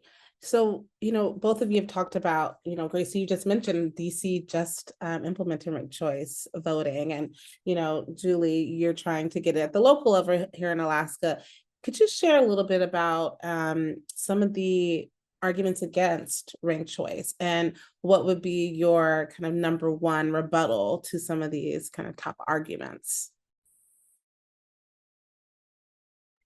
Yeah, that's an interesting question, and I always feel a little vexed when I have to talk about the arguments against. But I think the interesting thing is that the biggest group we have that is supporting the repeal efforts, we have another petition circulating right now, is the Anchorage Republican Women's Club. And so, as I come to this table and we talk about women and representation, it is it's just a fact that we have to kind of acknowledge is it's this group of women are really the powerhouse behind driving the vote to take away ranked choice voting. And I think that my problem is that a lot of the arguments that I hear have nothing to do with ranked choice voting, in the sense that people say, oh, it's confusing. And what we saw in Alaska, so we're talking, hundreds of thousands of votes, 99.9% of ranked choice voting races were actually marked correctly. So we're not seeing a lot of errors in voting. We're not seeing a lot of people not being able to understand it. My daughter, we talk about bringing youth women, right? My daughter teaches we do an event every year at the library, and she teaches school-age children, 5-year-olds, how to vote. She teaches them 10 at a time. We do a tablet. We elect Sour Patch Kids, and they have a great time doing it, and their parents look at it and they say, oh, okay, that was easier than I thought. And so my frustration, I think, is that a lot of the arguments we hear about ranked choice voting have nothing to do with ranked choice voting, because people don't want to say, we're in power, we want to stay in power, right? And so I mean, that's kind of how I see it, is when you look at why shouldn't the voter have power, you look at both the parties in Alaska have been able to use it to get candidates that they want. So it's not like the parties are totally powerless in this system. They just have to bring the voters along, right? And so my frustration is that every time I hear somebody say something about ranked choice voting, I'm like, that's not actually a problem with ranked choice voting in Alaska. They're like, oh, it takes 15 days. It always took 15 days. It takes 15 days because we're waiting for ballots to come in from rural Alaska and from overseas. Nothing to do with ranked choice voting. People say, oh, the loser can win. Well, mathematically, the loser can't win if the loser would be eliminated in the first round, right? And so what we see is a lot of smoke and mirrors. And I think that when you look at what actually happened, you see voters having control, you see partisan interest being able to do what they need to do. And as long as they get that popular vote, they can still win in those districts. Yeah, I think it's always interesting on the implementation side of things, which is when Julie and I first started working together. You're not running against the status quo anymore. You're running against perfection, right? There is no argument that, at least in how it's applied in Alaska, I think there is no argument that the system works better than it did before. I think more voters are able to participate. I think that is a net positive. Now, the methods of how we get there will vary, and there will be different things. And the democracy reform space has no shortage of ideas on how to do that. But for a lot of folks, I mean, I'll say the main argument that everyone's going to get, I'm sure there's plenty of folks in the chat, is voters find this confusing. Right? That is what you're going to hear the most. Exit polls consistently show that that is not true, but that doesn't mean we don't take concerns seriously. My job, when I am, working in either with a community organization, working with the jurisdiction itself, whoever, is to take those concerns seriously and make sure we're being responsive. But what we found is voters find this intuitive. That's just true. And largely it's because this is a way we think in our day-to-day lives, and it's just applying it to politics. And that's where the discomfort really comes in. I always give the example of my nephew is in high school and he needs to make a decision at some point about what he's going to do after high school. He could go to a 4-year program. He could do a 2-year apprenticeship. He could take a gap year and travel. Good luck.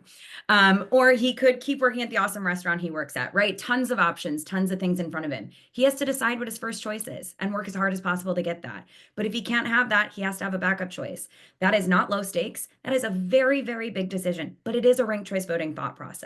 And so oftentimes we're getting people saying, you can't make these decisions. In people's day-to-day lives with really intense decisions, they are engaging this thought process. It's just a new application. And so oftentimes what our role is when we're doing voter education, even on the campaign side, is building confidence that people actually are as smart as they think they are in their day-to-day lives. And that sort of smoke and mirrors argument of, well, this could happen, it gets in there and it really can be insidious and it can get deeply ingrained, or misinformation can spread pretty easily. And so we build programs that try to be responsive to that in the ways that it may come up. So that's educating the media and making sure that they're describing the process correctly. That's educating candidates and making sure that they're not, I often don't think candidates are doing this in bad faith if they give misinformation. It's a new thing. You have to learn it in detail. So we provide education in all those spaces to try and be responsive to the legitimate concerns that we see, but also, in the process, bulldozing past some of those that maybe were raised in bad faith. But we never want to meet it there. We always want to take it seriously. We always want to give it the respect it deserves. But oftentimes we just haven't seen those things come up and show up in a real way once we see the election results, and particularly in exit polling. Thank you both so much. As we think about the state of our democracy and the roles that we as women who care about our democracy are doing our part to ensure, especially at the local level, but at all levels, that we are protecting democracy and protecting the rights of folks to express their voices and their views through their voting, through their actions, through their community organizing. I'm curious if you could just share a little bit more about some tools and strategies that we can take with us, especially young people. Young women are my everything. As you probably heard earlier, I used to run a youth organization specifically for young women. And one of the things I did, it reminds me, Julie, of what you do with your daughter. I actually created a full training in which our young people created their own city and they ran for office and they, voted for themselves or they helped with the campaign or, did strategy work or did policy and whatever it was so empowering to see young people, want to, and they always do want to use their voices. They're the ones who are leading us. And so it's such a dark and dire place and it's hard to know where to start, where to focus your energies at this moment. And so I'd love to hear from you about what advice you'd give young people and some tools that they can, utilize to ensure that they don't lose hope.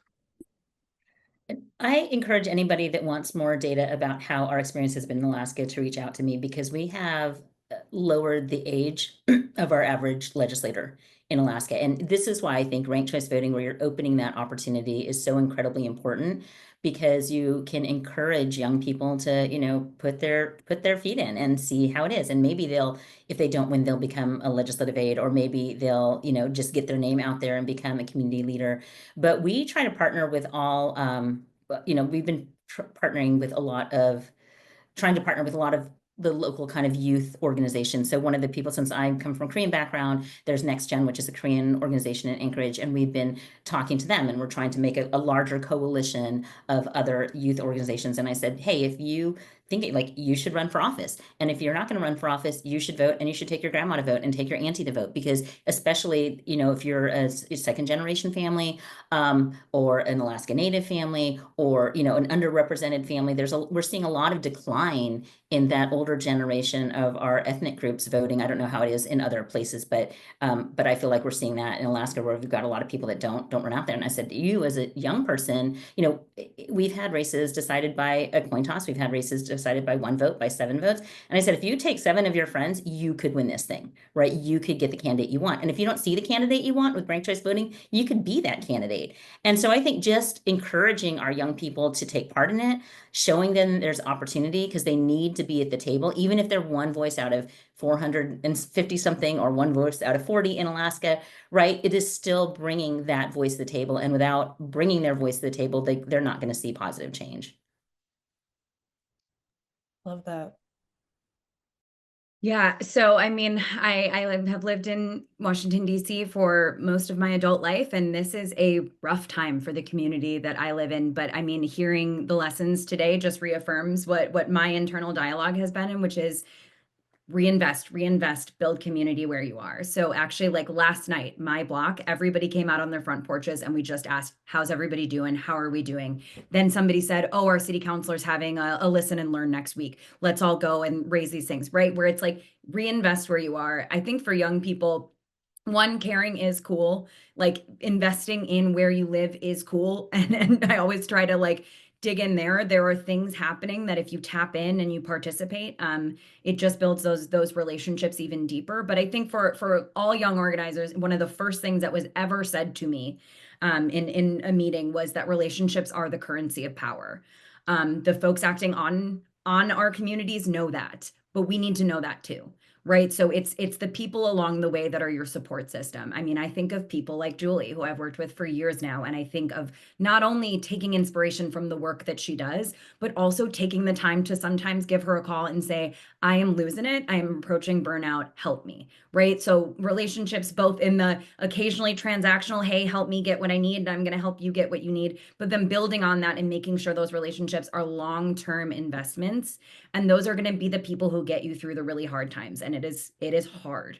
And so making sure that when you're building that campaign, when you're building that local effort, when you're having those conversations, be curious, learn from your community, and then take those people with you. Bring everyone along, because when you're defending a reform that you passed, when you are seeing, real threats to our democracy, like right now, having that solidarity and that community already built means you don't have to scramble to find it, right? So that's my advice.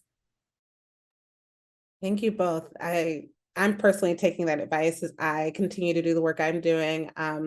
We have a really beautiful problem of having over 40 women that we have endorsed in our upcoming elections here in New York City.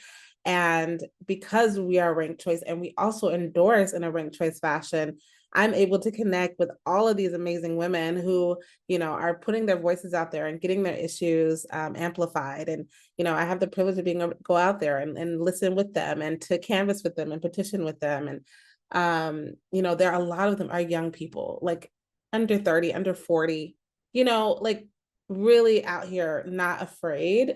And it's because of, the door opening wider. And I think that is not just because we have more women represented, but specifically because of ranked choice voting and the ability for it to expand our imagination about who can represent us. And, I think that's just such a powerful thing. And so thank you both for what you're doing at your local levels, at your national levels, at your state levels.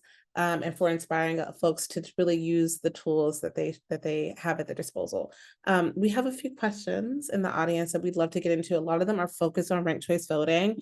I'll try to go in order.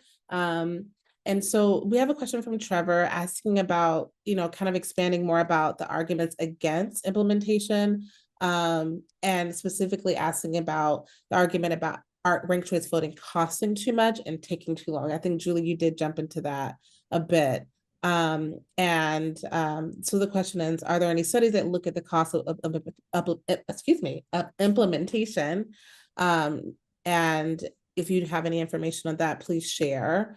And I also think it kind of connects back to another question that another person wrote asking about folks disliking ranked choice voting specifically because it increases voting and representation. No one's going to actually make that argument and, with a bold face, but I think that's definitely insidious. So if you could just try to help us again, I think it's really about how we, think about the arguments of implementation and also the way that actually manifests in outcomes. I unfortunately don't have studies, although we hope to have a study soon. So I don't know if Grace knows a little bit more about that, since she's been more on the implementation side in more jurisdictions. We only have the Alaska example. But what I will say is Alaska is often pointed to as it takes too long and it costs too much. And so I can dispel some of those rumors for those people who hear that about Alaska. So the first year that we had ranked choice voting, which is the one that, if you've ever seen the guy Philip Izon that ran the petition against us to repeal last time around, is he says, it costs 328% of every other election.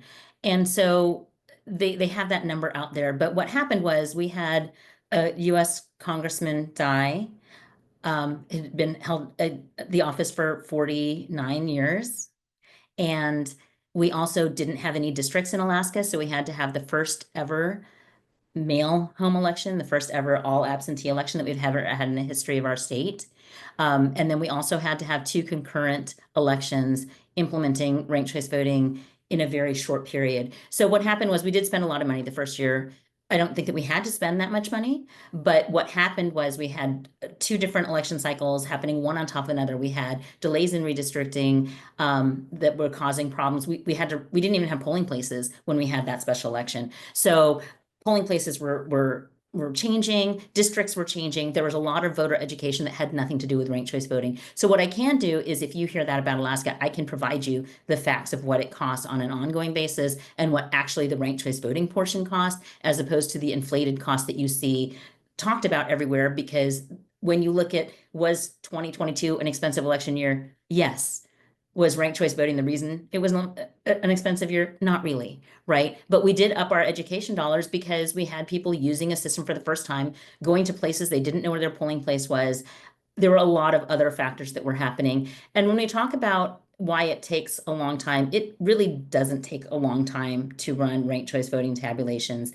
In Alaska, it takes a while for us to get our ballots in. And even with the 15-day waiting period, we didn't get ballots from at least 2 precincts. I know Michelle Sparks here, she probably could put in the chat what the actual number of precincts were, but we're talking about Alaska is a big state. USPS doesn't run every day in places. So 2 whole districts, this is not people mailing in ballots. This is a big bag of ballots, did not make it to the place where they get counted in 15 days. So we don't have a problem because ranked choice voting takes a while. We have a large state where voting takes a while. And so what the Division of Elections decided to do was not run the tabulations until all the votes were processed. They didn't have to do that. And this year, what we did see was they released the data incrementally. And so they can run that tabulation at any time. What they wanted to do was not do it until, out of respect for that ballot, until that last ballot was processed, they didn't do it. So ranked choice voting does not take a long time. Ranked choice voting does not cost a lot of money. The Alaska 2022 election cost a lot of money, and the Division of Elections decided not to run any tabulations until after all the ballots came in. And that's kind of what happened with us. And I'd say for other places, like there's an upfront cost. It's a change that happens. I think I come from the perspective of somebody who thinks that our election administrators work their butts off and are often under-resourced. And changing your election rules is a really good time to reinvest in the infrastructure that allows for those things to exist. So you will hear that argument. It happens occasionally on the first time, but also let's think about the other things that happen. In places like Minneapolis, where they got rid of a August primary, students were back at the university, so they weren't able to vote. Turnout was like 10 to 15%, and they eliminated an entire election. That's actually cost savings. There might be a first-time cost to adjust, the actual software that you're running the election on, but there are also opportunities to cut costs with these things. You think of places that have runoff elections. Like Redondo Beach has an election that is finishing up today. They eliminated an entire runoff election. So there are also ways that this can save you money. But I think one thing that I have a hard time with sometimes is the thought around elections and democracy as a cost savings part of our structure. So, I mean, I think the baseline there is that is an argument that's often thrown around. There will have to be an initial investment. There are things that change. I think we should be investing more in every place, whether there's ranked choice voting or not, to educate people about elections, why they should vote, and what their elected officials do. But I think for the most part, a lot of this is stuff that is, not about ranked choice voting, but applied to it. So the costs, that one, true at first, and then it levels out in the end. If you're eliminating an entire election, it's going to level out way sooner. And then as far as waiting, official election results in every place are further out than you think. It's the sort of horse race reporting that's going to come out sooner. And so really making sure that you're educating local media on those things is important if you're on the implementation side. And on the other side, you can create policies that say how often those results are run. It's when they're official that matters. And that just matters a little bit more with ranked choice voting, because we can't figure out what, more than half of the votes is, how many votes you need to win until we have the votes. And that's just how we count them. But it's not that different. And it allows you to have 2 parties, an election night party and a results day party. And I'm in favor of more parties. And I would like to just end with one statement, is that, and it kind of what Grace was saying, is that sometimes you have to make that, like, we should be investing in our democracy. And I think sometimes we as advocates run away. Oh, it's more expensive. Oh, it takes longer. But really, better representation may take an extra step. You might need to rank 1 or 2 more people, right? Better representation and getting a better system that allows more voices to be heard will be more expensive, because more people just counting ballots, right? We have more turnout. like we're going to have to print more ballots. That's a great problem to have. And I think that sometimes we run a little bit too far away from things that are really like, it is worth the investment. It's worth the time to count those ballots. Thank you both so much. And I loved both of what you said, but Grace, especially about the argument about runoffs and the cost of that. That's exactly what, catalyzed New York City to explore ranked choices. That we had a really expensive runoff that had a very low turnout. So all that being said, you all were incredible. I learned so much from you. I know our audience did too. Thank you, Katie. Thank you so much, Represent Women, for this incredible summit, and for allowing us to have this conversation. And I'll turn it back to you. Thanks so much, Ebony. Thank you. So great to see you all. I don't know if you saw in the Q&A box, someone put a comment in the Q&A box and said, what is this, an RCV masterclass? Yes, it is. Yes, it is. Yes, it is. So thank you again so much to Ebony, Grace, and Julie, not just for your time here today, but for all the work you've been doing, dedicating to our democracy for the last many, many years. Thank you for sharing your knowledge. Thank you for sharing your wisdom, your insight. We at Represent Women are so lucky to get to work with you three on such a regular basis and to have you in our universe. So, so thankful. And if you in the audience want to learn more from them and continue the conversation, please find their contact information in the chat box. And we've been posting the links and contact information there. And that's our last session of the day for day one of our 2025 Democracy Solutions Summit. I hope you all are feeling encouraged and inspired by what was shared. And if you want to share comments with our incredible speakers, or if you'd like to provide your thoughts or feedback on the summit, please do fill out our attendee survey, which the link for that is being shared in the chat right now. And this year, we will be randomly selecting 10 survey respondents to receive a $50 Visa gift card. I repeat, randomly selecting 10 survey respondents to receive a $50 Visa gift card to show our appreciation to you for taking the time to share your feedback, to share your thoughts, and for spending time with us today. Another exciting thing we have coming up, another quick announcement, is that we would like to invite you to our Democracy Solutions Summit after hours debrief conversation, which will be hosted by our Women's Power Collaborative. And in this DSS after hours, we invite all of you, our amazing audience members, to come to connect with each other.